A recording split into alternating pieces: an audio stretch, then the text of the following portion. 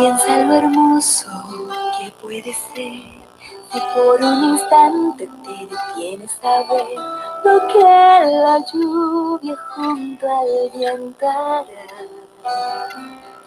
Un arco iris, el firmamento de nunca está lleno de luces que quisiera alcanzar.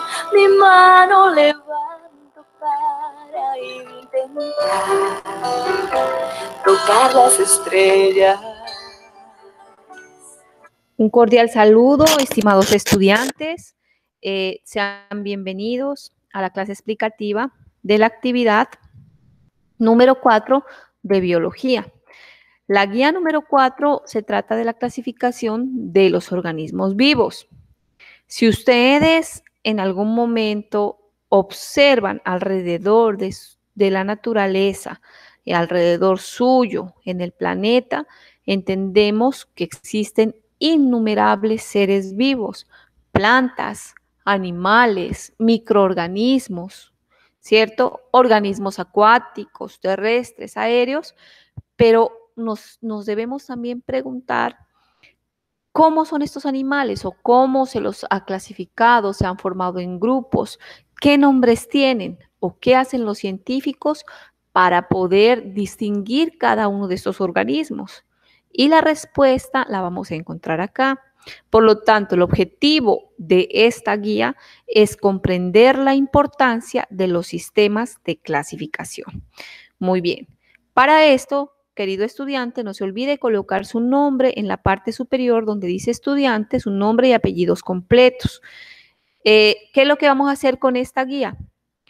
Primero que todo, la deben observar atentamente, leerla, observar las imágenes, ¿cierto? Y responder a cada una de las preguntas. En primera instancia, vamos a hacer una pequeña actividad previa para determinar cuáles son sus conocimientos con los que vienen antes de iniciar con este tema. Entonces, lo primero que van a hacer es observar detenidamente, atentamente las imágenes y posteriormente, después de las imágenes, hay una pregunta que dice, ¿cuántas especies crees que existen en el planeta? Y la van a responder, pero sin consultar en ninguna parte, solo con lo que ustedes saben. Por lo tanto, ¿qué observamos aquí en estas imágenes? Antes de nada vamos a determinar qué es lo que observamos aquí en estas imágenes. ¿Observamos solo animales? No, también hay plantas, también hay animales acuáticos, ¿cierto? Plantas terrestres, probablemente también plantas acuáticas. Entonces hay caracoles, margaritas, un zorro, colibrís, hay un ratón, un águila, etc. ¿Pero serán todas esas las especies que hay en el planeta? No, no son todas las especies que hay en el planeta. ¿Cuántas especies crees que existen en el planeta? Responde, por favor, en el espacio que está aquí enseguida, donde dice respuesta, ¿cuántas especies crees que existen en el planeta? Puedes decir cualquier número. Muy bien. Es difícil saberlo, ¿verdad? Es muy complicado saber cuántas especies hay en el planeta. Ni los mismos científicos han identificado el 100% de todos los seres vivos que existen en nuestro planeta Tierra. Día a día los científicos alrededor del mundo descubren nuevas especies. Aquí a nuestro alrededor vemos diferentes especies de ¿qué? Animales, aquí en la derecha, a la derecha que vemos, de mariposas. Muy bien, y es difícil reconocer, ordenar y comprender el mundo que nos rodea. Sin embargo, los científicos, también llamados taxónomos, escúchenme bien, taxónomos, se han encargado de esta labor, definiendo un sistema científico de clasificación de los organismos. ¿Qué es un sistema científico de clasificación de los organismos? Es un sistema basado en características de los seres vivos y teniendo en cuenta características similares o semejantes, los agrupan, ya que estos se parecen unos a otros o comparten el mayor número de características. Por ejemplo, a todos los animales que tienen plumas los clasifican como como aves, muy bien. La ciencia que se encarga de esta clasificación, como aquí lo dice, léanlo por favor, se llama taxonomía. No olvides que cuando ves este video debes tener tu guía cerca. Bien, vamos a continuar. A nuestra izquierda vemos un ave. ¿Qué tipo de ave es? ¿Qué tipo de ave es? Es un ave de rapiña, ¿sí? La característica que esta ave tiene, o las características que esta ave tiene, son determinantes para establecer a qué grupo pertenece. Entonces, actualmente los científicos utilizan esas características o caracteres que son útiles para la taxonomía y tienen en cuenta una gran cantidad de morfología, por ejemplo, la fisiología, la ecología, que ahorita lo vamos a ver, una cantidad de características. Así pueden tener más certeza sobre la identidad de cada uno de los organismos y saber cuáles son los más parecidos entre sí. Los caracteres morfológicos, ¿qué es un carácter morfológico? Aquí en el ejemplo vemos como carácter morfológico que tiene patas adaptadas para desgarrar a su presa. Por esto es una ave de presas, un ave que captura a su presa y con esas garras la desbarata para podérsela comer, ¿cierto? Y una característica morfológica como la que vemos hace referencia a la forma o a la apariencia externa. También vemos que tiene unas plumas de un determinado color, unos ojos de una forma específica, un pico con un tamaño y una forma específica. Entonces, esas se llaman características morfológicas o caracteres morfológicos. También tenemos caracteres fisiológicos. Los caracteres fisiológicos hacen referencia al funcionamiento, como por ejemplo la respiración, la digestión, la circulación. Estos caracteres fisiológicos también son determinantes para organizar o agrupar a ciertos especímenes que son parecidos en un determinado grupo taxonómico, ¿cierto? Por ejemplo, una característica fisiológica es la respiración, la cual puede ser por pulmones, como en los mamíferos, por la piel, como en los anfibios, por agallas, como en los peces, o por otro medio, como las tráqueas, que se da en los insectos. Hay caracteres citológicos. ¿A qué creen que hace referencia la citología o los caracteres citológicos? ¿A una cita? No. Los caracteres citológicos hacen referencia a las células, ¿sí? A la estructura y el funcionamiento de las células. ¿Qué componen a los seres vivos? Por ejemplo, ¿cuál es la característica citológica de estos organismos? Que son células con núcleo y sin pared celular. Eso lo clasifica como un animal y como un organismo eucariota. Es decir, que tienen células con un núcleo o una una membrana nuclear verdadera. Muy bien, otro tipo de caracteres son los caracteres ecológicos. Son aspectos como el tipo de hábitat, las relaciones que tienen con otros organismos y la función que cumple dentro de un ecosistema. Por ejemplo, algunos organismos son acuáticos, como los peces, y otros terrestres, como la mayoría de los mamíferos. En este caso, el carácter ecológico de esta ave de rapiña es tener un hábitat secundario, es decir, transformado por el ser humano. No viven en hábitats por lo general naturales, sino en hábitats transformados por el ser humano, o sea, donde ya el humano ha hecho sus construcciones y sus transformaciones. Hay un último carácter y es carácter o característica molecular. Sí, muy bien, hace referencia a la información genética similar, en este caso a esta ave que es un gavilán, que sea similar a la de otros gavilanes. ¿Qué tiene en cuenta la característica molecular? Principalmente cómo es la estructura del ADN. El ADN ya lo debieron haber escuchado, que es el ácido desoxirribonucleico, y este contiene la información hereditaria, es decir, que pasa de generación en generación. ¿Por qué tienen en cuenta estas características moleculares y son las mejores? Porque son las más específicas y que determinan a qué especie o a qué grupo más pequeñito pertenecen. Esas brindan información más precisa sobre las relaciones evolutivas de los diferentes organismos, gracias a modernas técnicas que permiten comparar los genes de diferentes especies. Es decir, a este nivel de las moléculas se comparan diferentes especies porque cada especie tiene un ADN diferente. Y si hay especies, o si hay organismos que tienen el mismo ADN o ADN similar, es porque pertenecen al mismo grupo, como en el caso de los gavilanes que acabamos de ver en este momento. Bien, aquí en esta parte viene un segundo punto. Ya vimos que el primero era definir qué tanto sabías, ya vimos una pregunta inicial, ahora vamos a empezar a hacer un poquito más de la actividad. Dibuja un ejemplo de cada uno de los grupos mencionados anteriormente. No necesitas ir a consultar. Por favor, dibuja lo que tú crees que es un mamífero. Dibuje lo que usted cree que es un anfibio. Dibuje lo que usted conoce como pez y como insecto. Por favor, los dibujos bien hechecitos. No me hagan dibujos a la carrera. Se nota cuando un estudiante hace dibujos a la carrera o escribe las respuestas a la carrera con su letra, con la forma como hace los dibujos. Eviten los tachones, que les quede bien bonito. Háganlo con todo el amor.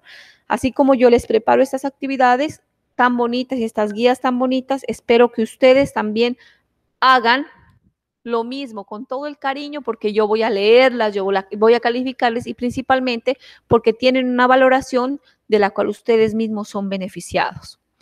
Después de esta actividad tan sencilla que es dibujar lo que ustedes conocen como cada uno de estos grupos de animales, van a observar la información que arrojan los siguientes mapas conceptuales. Entonces, aquí nos habla, este mapa conceptual nos dice dominios. Los dominios pueden ser 3. Arquea, se escribe archaea, pero se lee arquea, bacteria y eucaria. Entonces, el arquea y bacteria conforman un reino que se llama Monera, ¿sí? Monera. Entonces son microorganismos, como ustedes ven acá. El eucaria, el dominio eucaria, conforman 4 reinos: reino protista, reino fungi, reino animal y reino vegetal.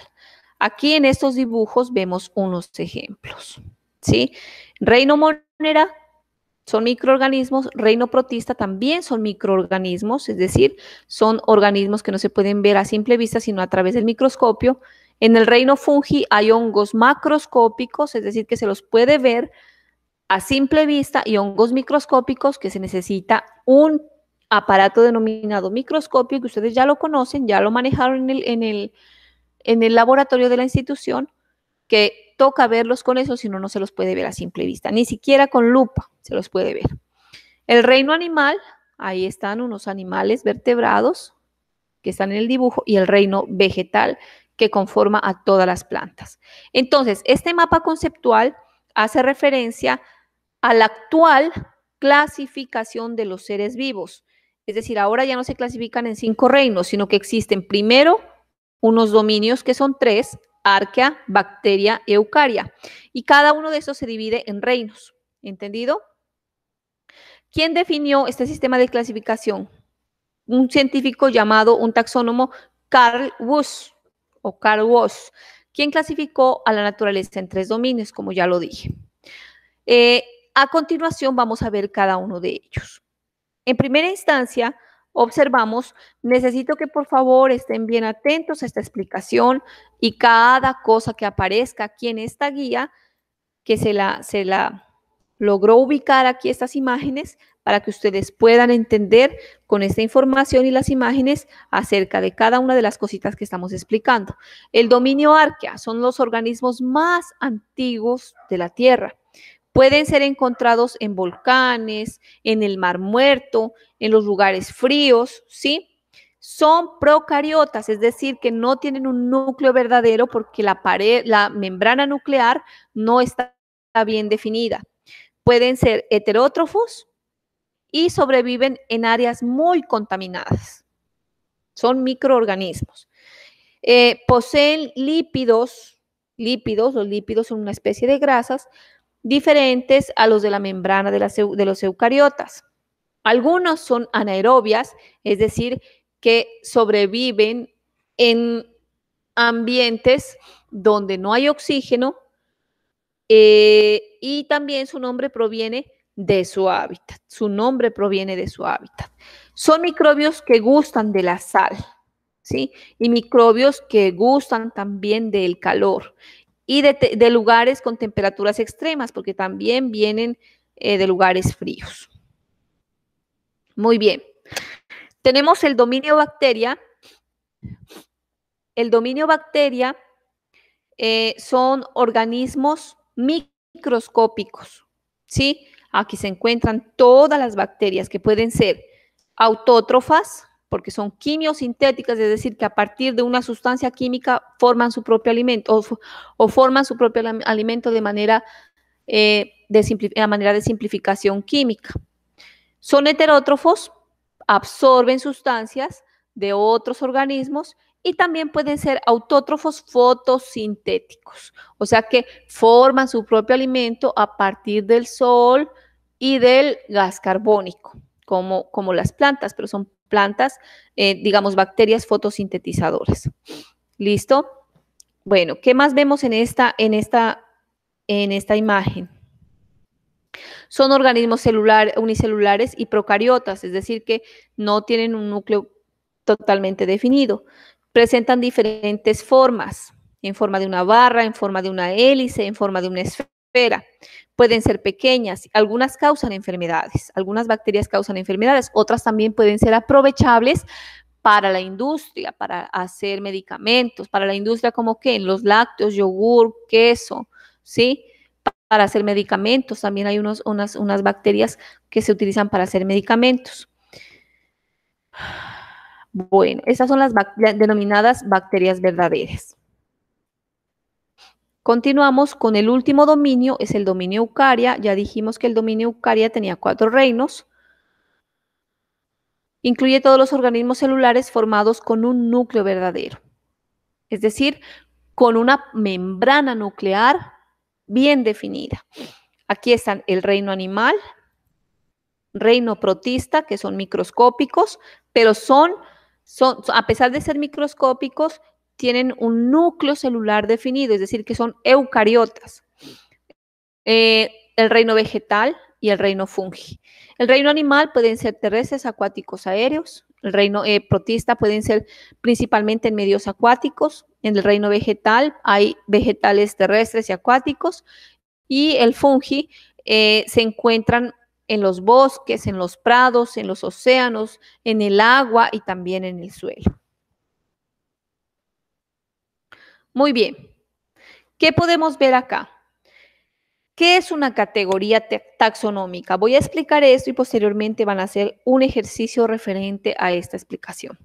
Los científicos clasifican los organismos de una manera similar a como cuando tú vas a un supermercado y observas todos los enseres, todo lo que está en un supermercado. ¿Será que está desordenado?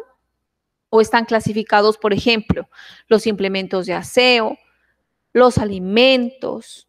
De pronto dentro de los alimentos hay otras clasificaciones. Unas serían, por ejemplo, los aceites, las harinas, las galletas, las golosinas aparte. En otro estante o en otra sección de pronto están las verduras, las frutas en la nevera, los enlatados. También están en otra sección las carnes frías, ¿cierto? ¿Cómo las personas del supermercado hacen esa clasificación? Primero, para ver las cosas más ordenadas, ¿cierto? Y en segundo lugar, para que el cliente llegue y las identifique más fácilmente. Muy bien. En la naturaleza no es que los científicos tomen a cada organismo y los pongan en secciones, no, sino al menos que los estudian y a ese individuo o a esas especies o organismos en particular los ubican, no ubicándolos físicamente, sino estamos metafóricamente hablando, ¿no? Sino que los ubican dentro de grupos específicos para poder identificar de qué se trata, qué características tienen, a qué grupo pertenecen. Es así, entonces, que acorde a las características más específicas, y a las características más generales. Como decíamos en el supermercado, los artículos que se clasifican por secciones, en los científicos lo clasifican en varias categorías taxonómicas. ¿Cuáles son las categorías taxonómicas? Vienen de unas generales, o sea que tienen características muy, muy generales, y hasta unas bien particulares específicas. Les decía yo, una característica general en el supermercado son los alimentos, los separo de los de aseo. Pero entonces, vamos a una característica más específica. ¿Cómo podemos clasificar los alimentos? ¿Será que todos están revueltos? No. Ahora vamos, por ejemplo, a alimentos para animales y alimentos para humanos, ¿cierto? Y aparte de eso, unas características más específicas en los alimentos para humanos, ¿cuáles serían? Las carnes frías, ¿cierto? Luego serían los lácteos, serían harinas, todos los granos, por ejemplo, arveja, lenteja, ¿cierto? Frijol en otra parte las pastas. Y, por ejemplo, si vemos una característica más específica todavía, si cogemos las carnes frías, en una parte están solo salchichas, en otras salchichones. En otra, por ejemplo, están mortadela, jamón. Y si hay una característica más específica, podríamos decir, ¿cuál sería?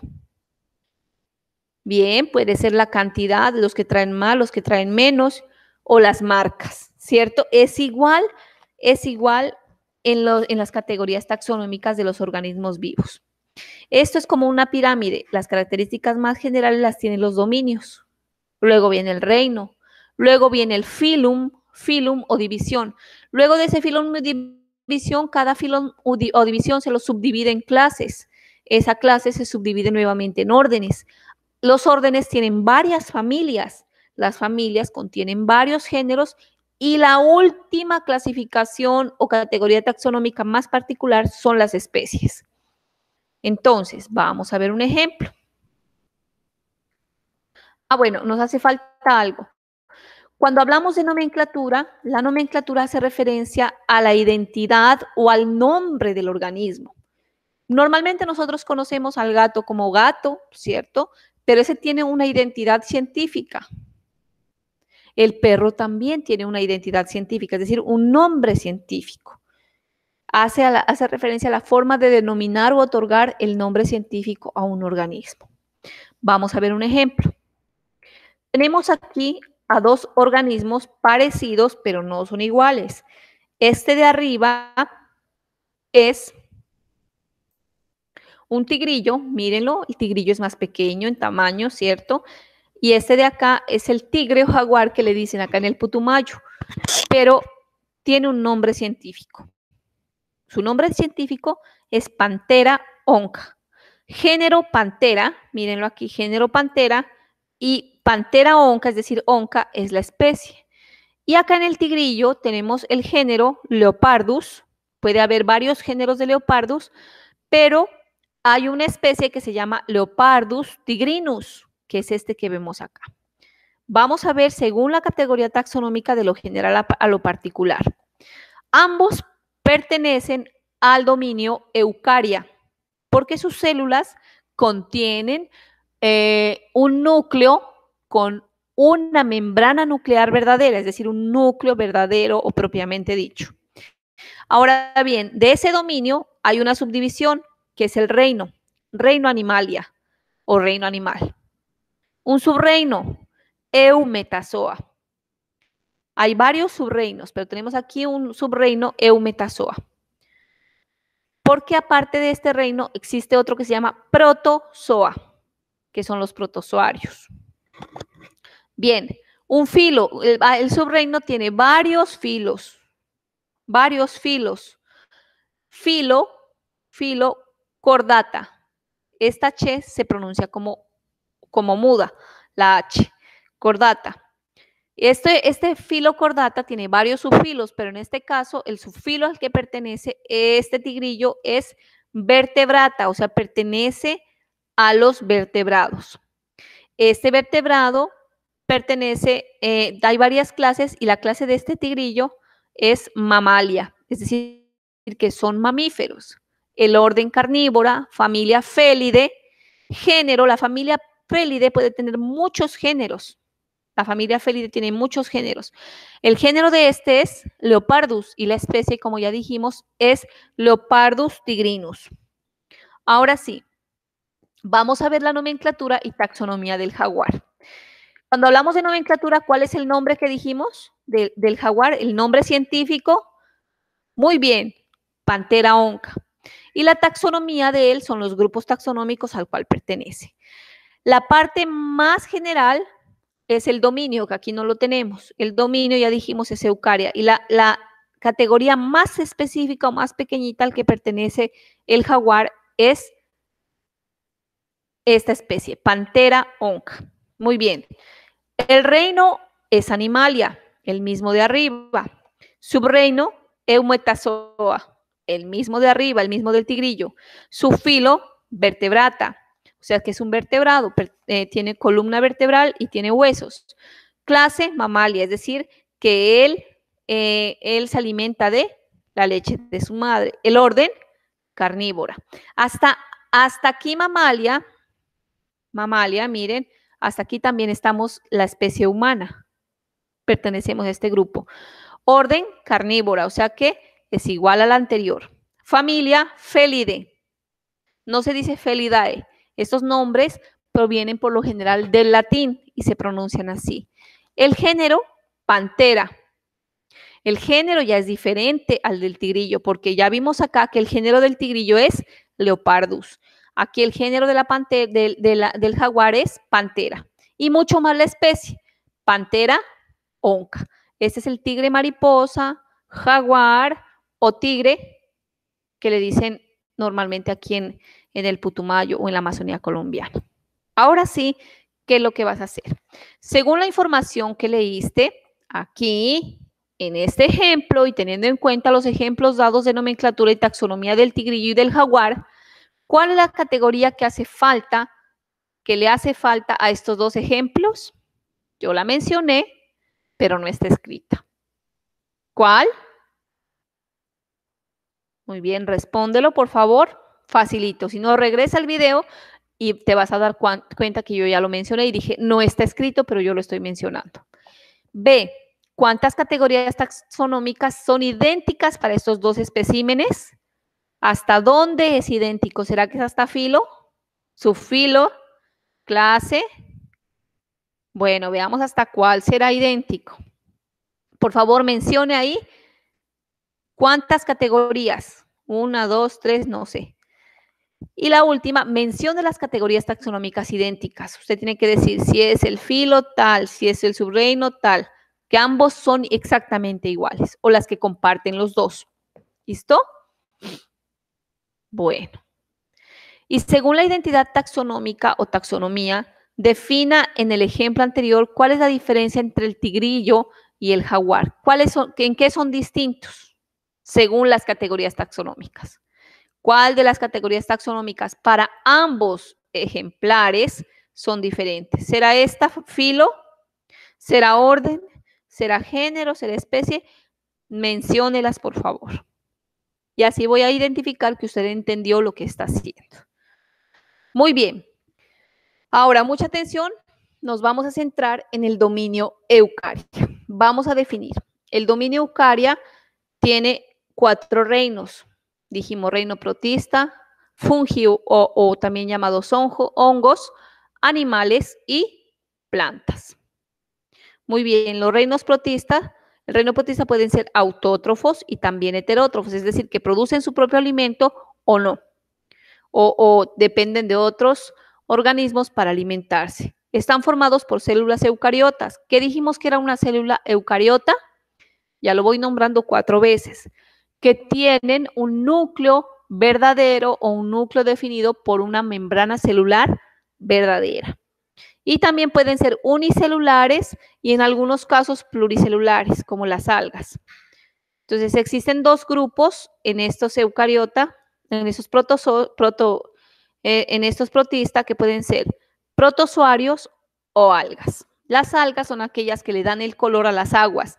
Hay aguas, por ejemplo, mar, ríos o lagos, por ejemplo, aquí el pepino es de color verde, pero es porque las algas que existen allí son las que le dan la coloración al río. En el Mar Rojo, por ejemplo, el Mar Rojo se llama así no porque sea de sangre como lo conocen, sino porque en realidad tiene algas pardas y algas rojas que le dan esa coloración. Bueno, tenemos después el reino fungi. Me olvidaba. Entonces, en el reino protista pueden ser microorganismos. Nosotros estos organismos ya los estábamos viendo en el colegio. Estábamos iniciando a verlos. Y las algas pueden ser microscópicas o macroscópicas porque se las puede observar. El reino fungi o el reino hongos. Estos son heterótrofos y en algunos casos parásitos. Se alimentan de restos de plantas y animales y pueden ser unicelulares, es decir, se los ve solamente al microscopio, o pluricelulares.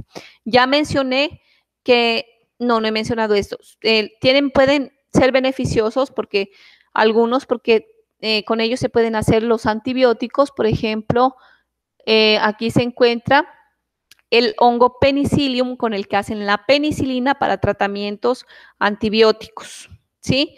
Y también pueden ser comestibles, como el champiñón. Pero también hay otros hongos que producen unas consecuencias, que producen enfermedades. Hay otros hongos, por ejemplo, enfermedades en la piel, en el estómago, ¿cierto? Y algunos pueden ocasionar la muerte. Continuamos con el reino vegetal. El reino vegetal agrupa a dos tipos de plantas. Plantas no vasculares, es decir, que por dentro no tienen unos sistemas de conducción parecidos a los nuestros, que son como venas, que conducen agua, sales y minerales, y también conducen la clorofila y los alimentos. No tienen, y otras que sí lo tienen, que se llaman plantas vasculares. Y las plantas vasculares incluyen plantas sin semillas y plantas con semillas. Bueno, a su vez, las plantas sin semillas son, por ejemplo, los helechos, existen los musgos. Hay unas plantas que se llaman cola de caballo, esas son plantas sin semillas. Hay otras plantas que se llaman las plantas hepáticas, son aquellas que cuando uno viaja para Pasto, las ve pegadas en las piedras son hepáticas, así se llaman, porque tienen una forma parecida al hígado. A su vez, las plantas con semillas son aquellas que producen flores y semillas. Se dividen en dos grupos, angiospermas y gimnospermas. Vamos a ver cuál es la diferencia. Si usted ve aquí, las angiospermas tienen flores y las gimnospermas, flores y frutos con semillas por dentro, es decir, el fruto es una capa que recubre las semillas. Si usted ve un mango, una pera, la manzana, ¿cierto? Esas son plantas con semillas protegidas. ¿Dónde están protegidas las semillas? Dentro del fruto. Y por este lado tenemos a las gimnospermas, que son aquellas que tienen semillas sin protección. Son aquellas que nosotros observamos en las películas y en los climas fríos, como pinos, ciprés, así parecido a este que está acá, que los utilizan para la Navidad. Muy bien. El tallo de las angiospermas es herbáceo, o sea que es suculento, ¿sí? El de las gimnospermas es leñoso y de estas plantas son muy, muy grandes. Las hojas de las angiospermas pueden vivir para siempre o pueden caerse en una época del año. En cambio, las de las gimnospermas nunca se caen, el árbol siempre permanece verde. Si ustedes, por ejemplo, han visto un arbolito de flores moradas, que en la época de diciembre, enero, siempre queda desnudo, sin hojas, y las flores también se le caen, eso significa caduco, o hojas caducas, que se cae y el árbol queda desnudo. En cambio, perenne significa una planta siempre viva o una planta siempre verde. Muy bien, las semillas, como dijimos, en angiospermas se encuentran cubiertas por el fruto y en las gimnospermas se encuentran desnudas. Por eso las gimnospermas tienen en lugar de flor unos conos o estróbilos, que son unas como piñitas de madera, parecidas les dicen piñas, pero no son, se llaman conos o estróbilos, que esas las utilizan también como adornos de Navidad, les echan escarchas y demás. La reproducción en las angiospermas es más rápida. y en las gimnospermas es muy lenta. La polinización puede ser a través de animales o zoófila y en las gimnospermas a través del viento. La fecundación en las angiospermas puede ser doble y en las gimnospermas simple. Existen más de 250,000 especies de angiospermas. Las plantas de todas las flores de colores que ustedes ven son angiospermas. Todas esas plantas que tienen flores, ¿sí?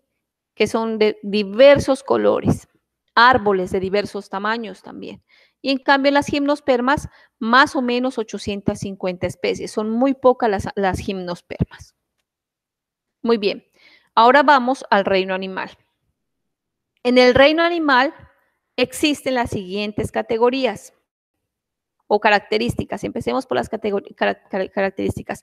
Pueden ser pluricelulares y heterótrofos, es decir, que están compuestos de muchas células y no son capaces de alimentarse por sí solos como las plantas, sino que necesitan de alimentarse de otros organismos.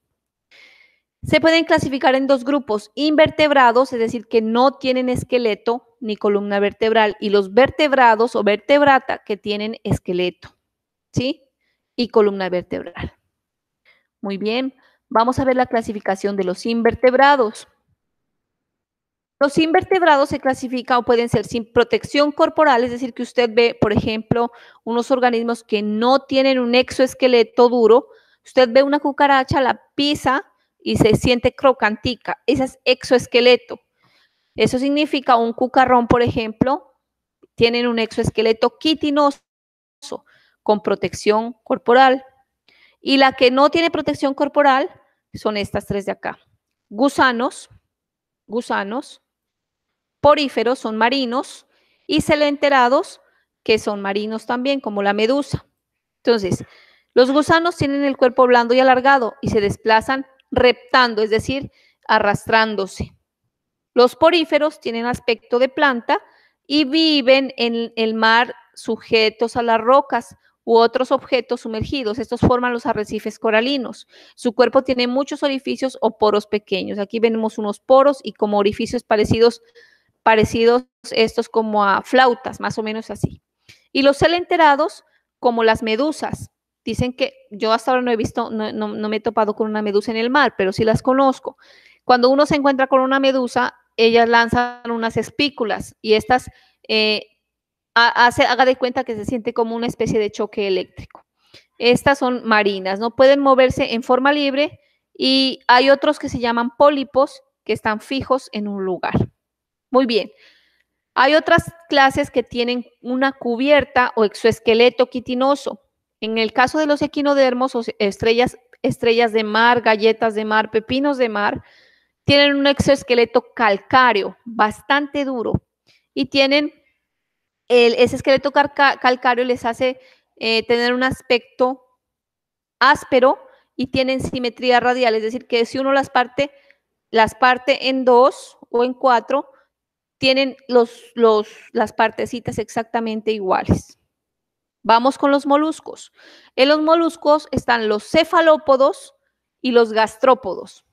Los cefalópodos, como el pulpo, por eso céfalo viene de cabeza, esta cabeza muy, muy grande, tienen un cerebro bastante grande y se aprecia que son muy inteligentes. Tienen el cuerpo blando y muchos protegidos por una concha calcárea. Los gastrópodos o gasterópodos tienen una concha calcárea. Son, por ejemplo, aquí se encuentran todos los caracoles, ¿cierto? Las ostras, las almejas, y estas tienen simetría bilaterales, es decir, se las parten dos, se hace una línea imaginaria por la mitad y tienen dos partes iguales y tienen una piel muy musculosa. Si usted ve, por ejemplo, una babosa, un caracol, tienen un cuerpo muy musculoso y por lo general poseen unas llamadas ventosas para adherirse a las superficies.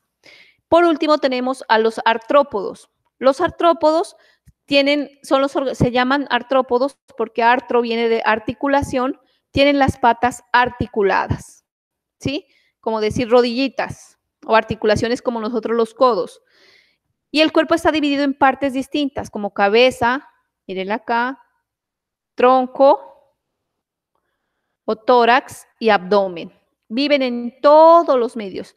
Entonces, estas tienen un exoesqueleto quitinoso, es decir, parecido a la recubierta que tiene nuestra uña, que los protege, ¿no? Ahora vamos a ver los animales vertebrados.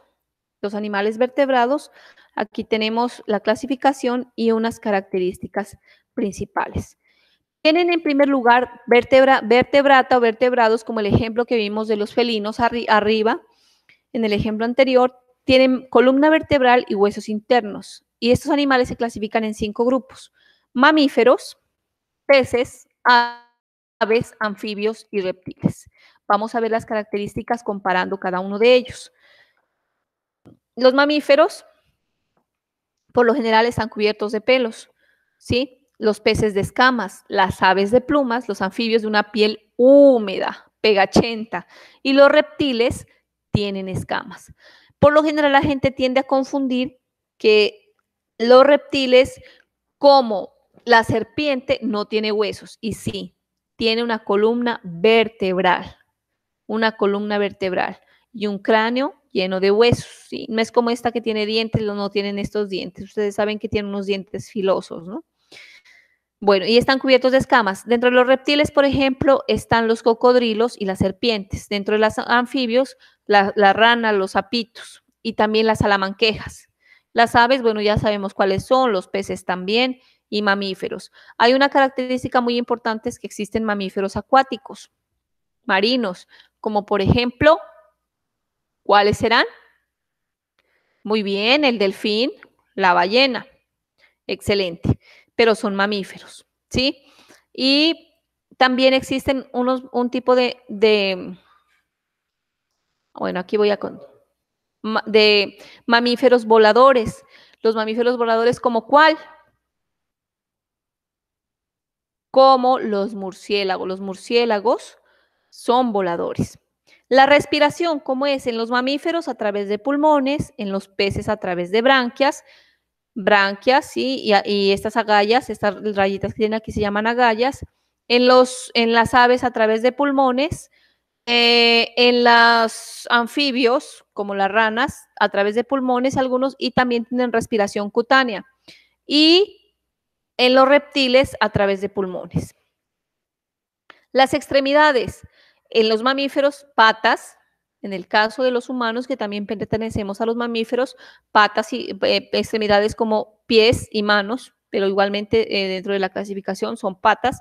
Aletas para los peces, alas y patas para las aves, patas para los anfibios y patas o no tiene, porque las serpientes reptan, ¿no?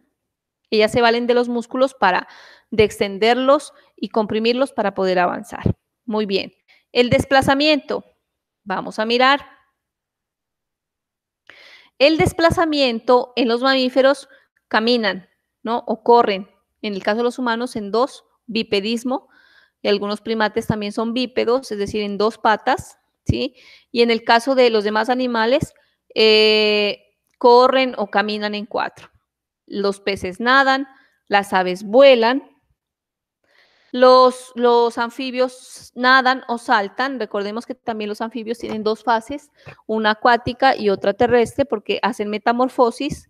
Antes de ser adultos son renacuajos, ¿sí? Dejan la cola y se convierten en ranitas o sapos adultos.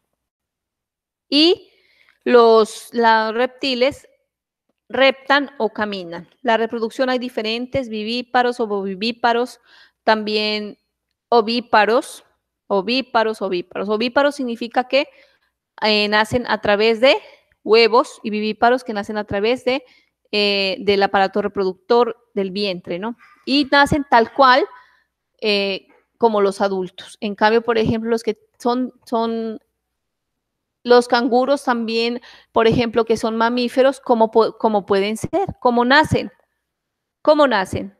Son vivíparos, muy bien, pero ellos nacen, digamos, en cierta forma prematuros, y el resto de la etapa gestacional la pasan dentro de una bolsa o marsupio. Ahí se encuentra una bolsita en la mamá en la cual terminan prácticamente de forma externa su crecimiento fetal. En cuanto al hábitat, hay diferentes: tierra, agua, en todos los grupos, excepto los mamíferos acuáticos como las ballenas y los delfines, que ya lo expliqué, ¿no? Ellos solo son acuáticos. Muy bien. Vamos a ver un ejercicio que voy a colocar a continuación. Si estuvo atento en la anterior, usted fácilmente lo identifica. Observa estos dos grupos, el grupo 1 y el grupo 2 de animales, por sus características. Uno de los que están allí como ejemplo en cada uno de los grupos, es decir, hay uno en este que es del grupo 1 y hay otro en este que es del grupo 2 que no pertenecen a ese grupo. ¿Listo? Enciérralo en un círculo y luego escribe el nombre correspondiente de cada uno. ¿A qué grupo pertenece la estrella de mar? Este cucarrón, esta culebra, este es un celenterado y este que es un molusco, ¿cierto? Ya los dije, pero usted lo va a escribir. Y estos de acá, cada nombre, ¿cuál no pertenece o no es igual a todos estos?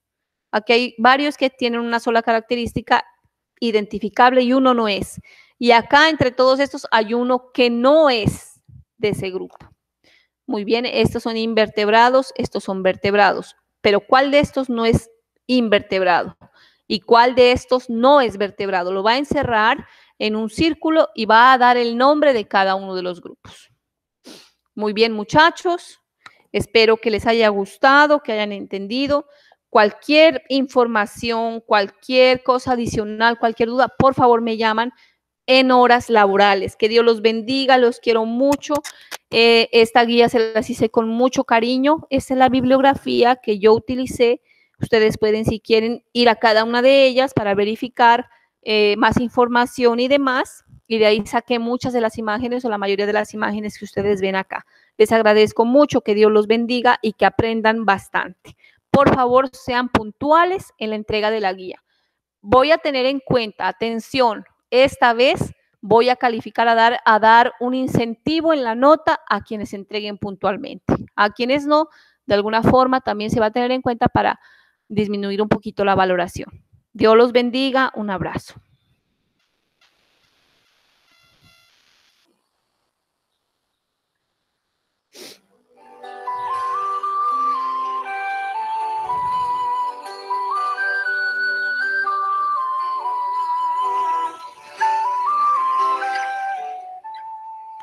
Esta canción, si ustedes la quieren buscar, es muy bonita, se llama La naturaleza, el mundo y la biodiversidad, así se llama, para que la busquen y la puedan escuchar, por favor. Dios los bendiga. Canción La naturaleza, el mundo y la biodiversidad. La lluvia junto al viento hará un arco iris. El firmamento de noche está lleno de luces que quisiera alcanzar. Mi mano levanto para intentar tocar las estrellas. Respiro la brisa entonces y siento que viva estoy. Comprendo cuán sabio es el cielo. Quisiera alabar al creador del mundo entero, del universo forjador. Sabiduría en cada trazo, que con sus manos dio el color. Hoy quiero darle mi alabanza, quiero entregar mi adoración, quiero sentir cuán tierna y clara es su voz.